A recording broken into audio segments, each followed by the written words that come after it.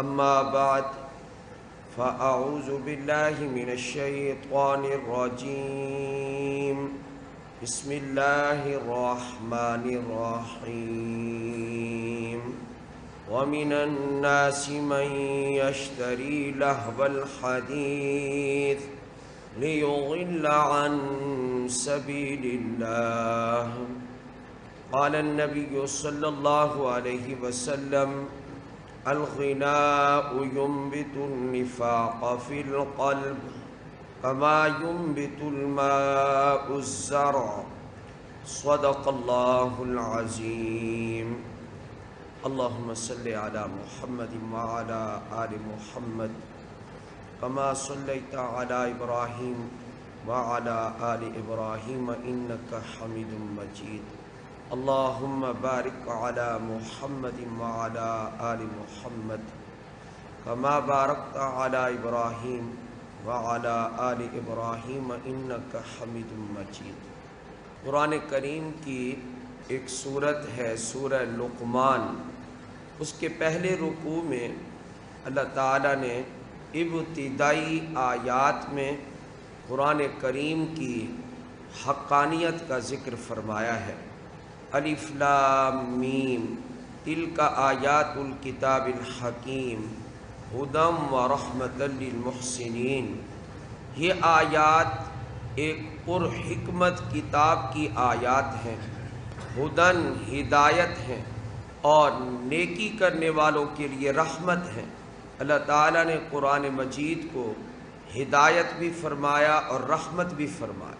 قرآن مجید کے بہت سے نام ہیں اور بہت سے اوصاف ہیں، تو یہاں دو صفات اللہ نے بیان کی ہیں کہ حکمت والی کتاب کی آیات ہیں اور یہ آیات ہدایت ہیں، یہ آیات رحمت ہیں۔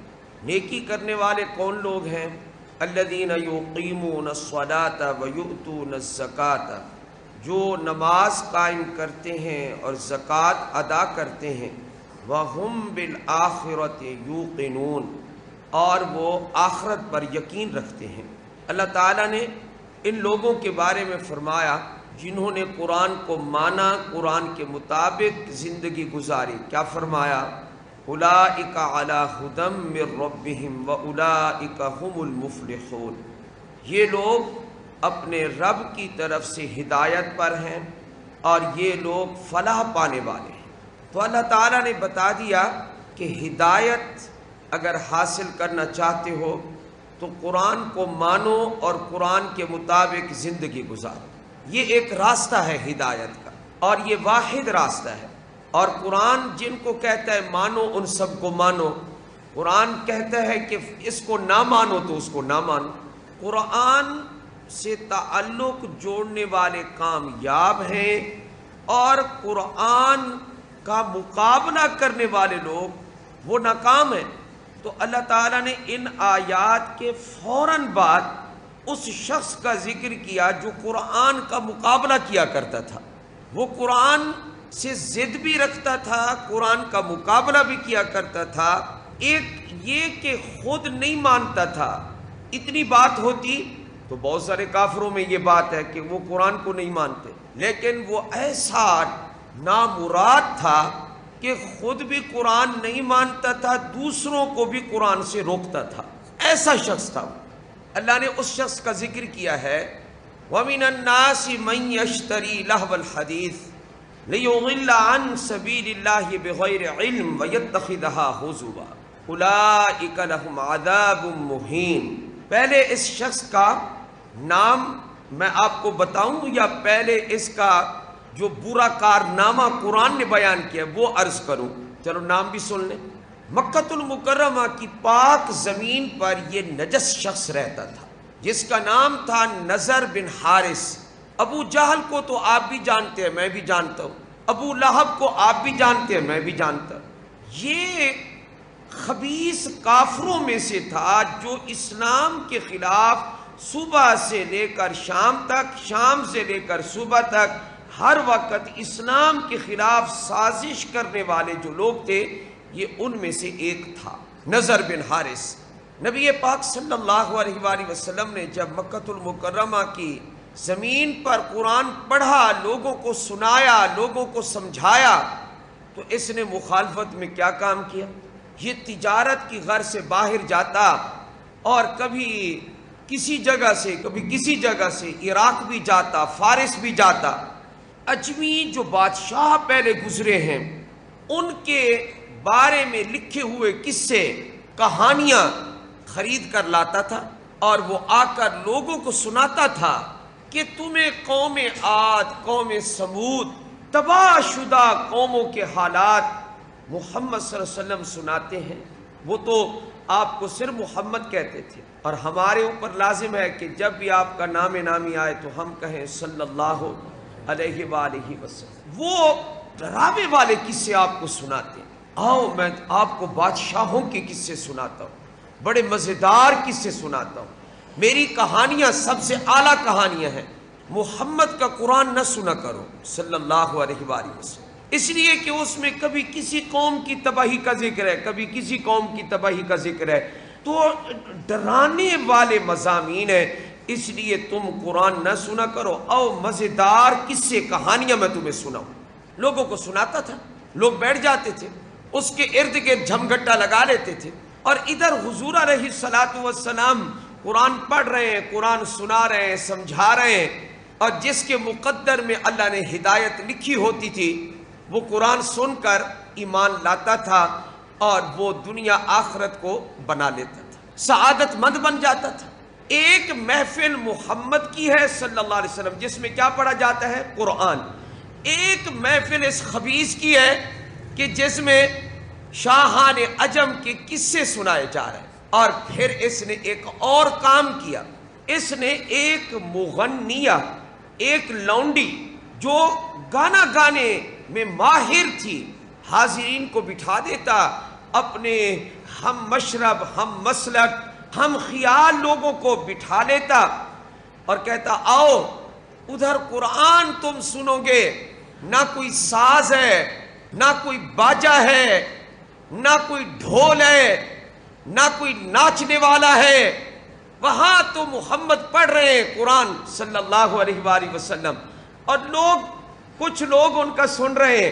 آؤ ادھر میرے پاس آؤ، گانے والی ایک لڑکی ہوگی، ایک لونڈی ہوگی، ادھر باجا بھی ہوگا، ادھر جو ہے جی وہ جھنجھار بھی ہوگی، ادھر لشکار بھی ہوگی، ہر چیز ادھر آپ کو ملے گی۔ آپ میری محفل میں آئیں اور قرآن کی محفل میں آپ نہ جائیں۔ یہ وہ شخص تھا، وہ دیکھنے کو بد نظری کو لڑکی، آواز لڑکی کی ہوگی، ناچے گی وہ، گائے گی وہ، ڈھول بھی بجے گا، باجے بجیں گے۔ آپ آئیں تو صحیح، ادھر میرے پاس تو آئیں۔ اب آپ یہ بتائیں کہ جو لوگ سمجھدار، عقل مند تھے، جن کے دلوں میں اللہ نے ہدایت قبول کرنے کی صلاحیت رکھی تھی، انہوں نے تو اس محفل کو ٹھکرا دیا۔ لیکن اکثریت چونکہ خواہش پرست تھے، اس لیے انہوں نے کہا واہ واہ یہ تو بڑی اچھی محفل ہوگی، جہاں عورت دیکھنے کو ملے گی، جہاں گانا عورت کا سننے کو ملے گا، ڈھول باجے ملیں گے، وہاں جائیں ہم، وہ تماشا بڑا اچھا ہوگا۔ ادھر چلے گئے وہ، اور آپ کو معلوم ہے کہ جو وہاں کے ہو گئے، اس محفل کے ہو گئے، تو انہوں نے اپنی دنیا بھی برباد کی اور اپنی آخرت بھی برباد۔ اللہ تعالیٰ نے ایسے شخص کے بارے میں یہ آیت نازل کی ہے۔ میں ذرا آیت دوبارہ پڑھتا ہوں اور اس کا ترجمہ سناتا ہوں۔ اللہ نے ایسے شخص کے بارے میں قرآن میں کیا کہا ہے؟ وَمِنَ النَّاسِ مَن يَشْتَرِي لَهْوَ الْحَدِيثِ، ایک ہے جو گانا خرید کے لاتا ہے، لوگوں میں سے ایک وہ ہے نضر بن حارث، لہو الحدیث، اس ایسی بات لے کر آتا ہے کہ جس سے لوگوں کا دل بہلاتا ہے، گانے سنواتا ہے لوگوں کو۔ کیوں؟ لِيُضِلَّ عَن سَبِيلِ اللَّهِ، تاکہ اور لوگوں کو اللہ کے راستے سے روکے۔ وہ کہتا ہے قرآن نہ سنو، قرآن سنو گے تو پھر محمد پر ایمان لانا ہوگا صلی اللہ علیہ وآلہ وسلم۔ بڑا زور لگایا، ایڑی چوٹی کا زور لگایا اس نے، آؤ میرے پاس آؤ، بغیر علم، کوئی علم نہیں ہے، کوئی دلیل نہیں ہے، وَيَتَّخِذَهَا هُزُوًا، دین کے راستے کو مذاق سمجھتا ہے، مذاق بناتا ہے، اللہ نے فرمایا اس قسم کے لوگوں کے لیے رسوائی والا عذاب ہے۔ اور حضور اکرم صلی اللہ علیہ وسلم ایسے لوگوں کو بھی قرآن سناتے تھے جو گانا سننے کے عادی، عورتیں نچوانے کے عادی، جھنجھار کے عادی، ڈھول تماشے کے عادی، ایسے لوگ، ان کو بھی حضور علیہ السلام قرآن سناتے، آؤ مجھ سے قرآن سنو۔